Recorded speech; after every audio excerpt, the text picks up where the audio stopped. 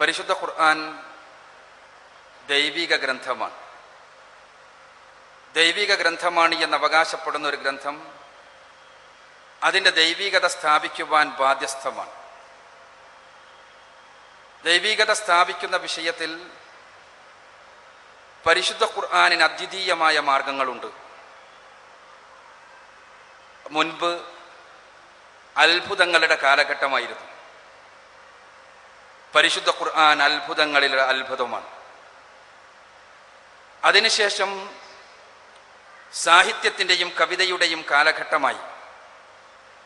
പരിശുദ്ധ ഖുർആൻ ഏതൊരു അറബി സാഹിത്യ കൃതിയെയും വെല്ലുന്ന സാഹിത്യഗ്രന്ഥമാണ് എന്ന് അറബി ഭാഷ അറിയാവുന്ന ആരും സമ്മതിക്കും. ഇന്ന് ശാസ്ത്രത്തിൻ്റെയും ടെക്നോളജിയുടെയും യുഗമാണ്. ശാസ്ത്രത്തിൻ്റെയും ടെക്നോളജിയുടെയും യുഗത്തിൽ പരിശുദ്ധ ഖുർആൻ എഴുന്നേറ്റ് നിന്നുകൊണ്ട് വലിയൊരു പ്രഖ്യാപനം നടത്തുന്നു. ഖുർആനിലെ 4-ാമത്തെ അധ്യായം സൂറത്തു നിസാഇൽ 82-ാമത്തെ വചനത്തിലൂടെ അഫലാ യതദബ്ബറൂനൽ ഖുർആന വലൗ കാന മിൻ ഇൻദി ഗൈരില്ലാഹി ലവജദൂ ഫീഹി ഇഖ്തിലാഫൻ കസീറ.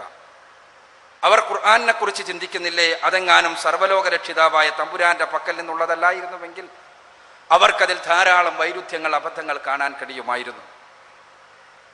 ഓരോരോ വിഷയങ്ങൾ നമ്മൾ പരിശുദ്ധ ഖുർആനിലെടുത്ത് പരിശോധിക്കുമ്പോൾ ഖുർആനിലെ ശാസ്ത്രീയമായ കൃത്യത കണ്ട് നമ്മൾ അത്ഭുതപ്പെടും.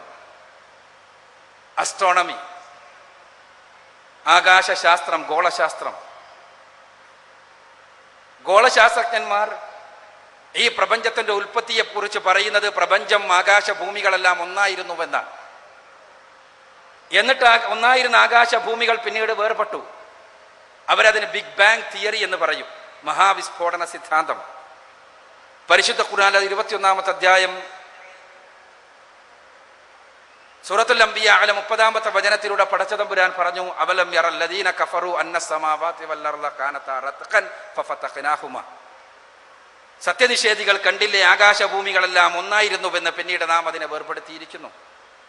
14 നൂറ്റാണ്ടുകൾക്ക് മുമ്പ് ആധുനിക ശാസ്ത്രകാരന്മാർ 930-കൾക്ക് ശേഷം മാത്രം പറഞ്ഞ പ്രപഞ്ചോൽപത്തിയെക്കുറിച്ച് കൃത്യമായ വിവരങ്ങൾ നൽകുകയാണ് പരിശുദ്ധ ഖുർആൻ. പ്രപഞ്ചത്തിന്റെ ഉൽപ്പത്തിയെക്കുറിച്ച് പറയുമ്പോൾ എഡ്വിൻ പി ഹബിൾ എന്ന ശാസ്ത്രജ്ഞന്റെ പേര് പറയാതിരിക്കുവാൻ സാധ്യമല്ല. അദ്ദേഹമാണ് 1929-ൽ പ്രപഞ്ചം വികസിക്കുന്നു എന്നുള്ള വസ്തുത ലോകത്തോട് പറഞ്ഞത്. പിന്നീട് ശാസ്ത്രലോകം അത് അംഗീകരിച്ചു.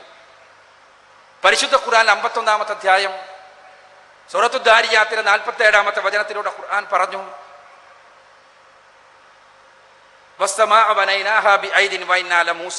ഇവിടെ മൂസിഊൻ എന്ന പ്രയോഗം പ്രപഞ്ചത്തിന്റെ വികാസത്തെ കൃത്യമായി സൂചിപ്പിക്കുന്നതാണ്.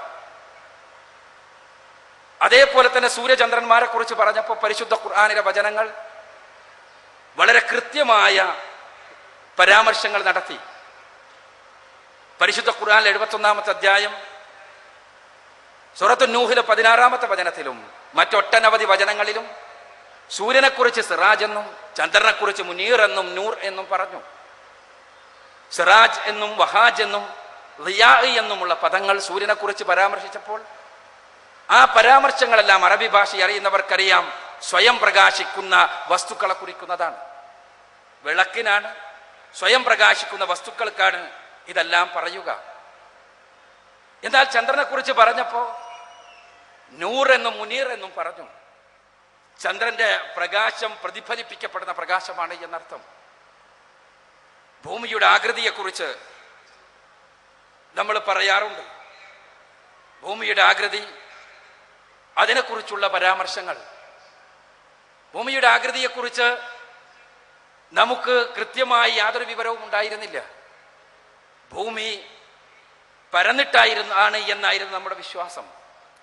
എന്നാൽ പരിശുദ്ധ ഖുർആൻ വളരെ കൃത്യമായി ഭൂമിയുടെ ആകൃതിയെക്കുറിച്ചുള്ള സൂചനകൾ നൽകി. ഖുർആനിലെ 39-ാമത്തെ അധ്യായം സൂറത്തു സുമറിലെ 5-ാമത്തെ വചനം, യുകബ്ബിറു ലൈല അലൻ നഹാരി വ യുകബ്ബിറു നഹാറ അലൽ ലൈൽ.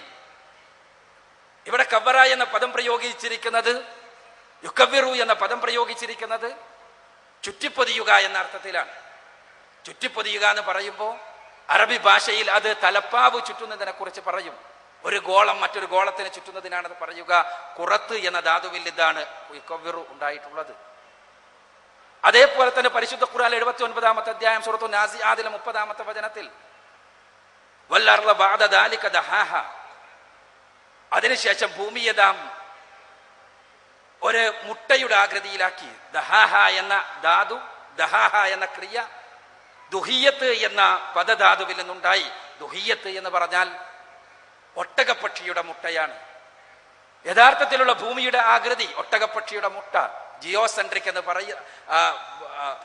എന്ന് പറയുന്ന വളരെ കൃത്യമായ ആകൃതി പരിശുദ്ധ ഖുർആൻ സൂചിപ്പിച്ചിരിക്കുകയാണ്. പിന്നീട് ഹൈഡ്രോളജിയിലെ പരാമർശങ്ങൾ പരിശുദ്ധ ഖുർആനിൽ, ജലശാസ്ത്രവുമായി ബന്ധപ്പെട്ട പരാമർശങ്ങൾ നിരവധി വചനങ്ങളിൽ നമുക്ക് കാണാൻ കഴിയും. ആകാശത്ത് നിന്ന് ചൊരിഞ്ഞു വീടുന്ന മഴ, ആ മഴയ്ക്ക് എന്ത് സംഭവിക്കുന്നു? പരിശുദ്ധ ഖുർആനിലെ നിരവധി വചനങ്ങൾ, ഖുർആനിലെ 39-ാമത്തെ അധ്യായം സൂറത്തു സുമറിലെ 23-ാമത്തെ വചനം, അതേപോലെ നിരവധി അനവധി വചനങ്ങളിൽ ആകാശത്ത് നിന്ന് കോരിച്ചെരിയുന്ന മഴയ്ക്ക് സംഭവിക്കുന്നത് എന്ത് എന്ന് കൃത്യമായി വിശദീകരിച്ചിട്ടുണ്ട്. ആ വിശദീകരണങ്ങളെല്ലാം ആധുനിക ശാസ്ത്രവുമായി കൃത്യമായി യോജിച്ചു വരുന്നു എന്നത് അത്ഭുതകരം തന്നെയാണ്. അതേപോലെ തന്നെ സമുദ്രവുമായി ബന്ധപ്പെട്ടുകൊണ്ട് മറജൽ ബഹറൈനി യൽതഖിയാൻ ബൈനഹുമാ ബർസഖുൻ ലാ യബ്ഗിയാൻ, പരിശുദ്ധ ഖുർആൻ 55-ാമത്തെ അധ്യായം സൂറത്തുർ റഹ്മാനിലെ 19-20 വചനങ്ങൾ. രണ്ട് സമുദ്രങ്ങളെ, രണ്ട് ജലാശയങ്ങളെ കയറഴിച്ചു വിട്ടവനാണവൻ. ആ ജലാശയങ്ങൾക്കിടയിൽ കൃത്യമായ അതിർ കരക്കാത്ത രൂപത്തിലുള്ള മറയുണ്ട്. ഏതാണ് ഈ മറ? നമ്മൾ പരിശോധിച്ച് ചെന്നാൽ സൗത്ത് ആഫ്രിക്കയിലെ കേപ്പ് ടൗണിൽ ഇത് കാണാൻ കഴിയും. ഈജിപ്തിൽ നൈല് യോജിക്കുന്ന സ്ഥലത്ത് കാണാൻ കഴിയും. അതേപോലെ തന്നെ മെഡിറ്ററേനിയൻ കടലിൽ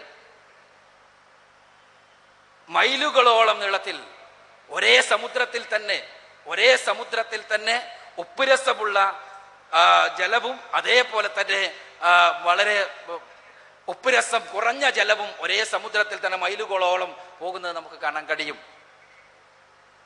14 നൂറ്റാണ്ടുകൾക്ക് മുമ്പ് പ്രവാചകൻ സല്ലല്ലാഹു അലൈഹി വസല്ലമക്ക് ഇതെങ്ങനെ മനസ്സിലായി?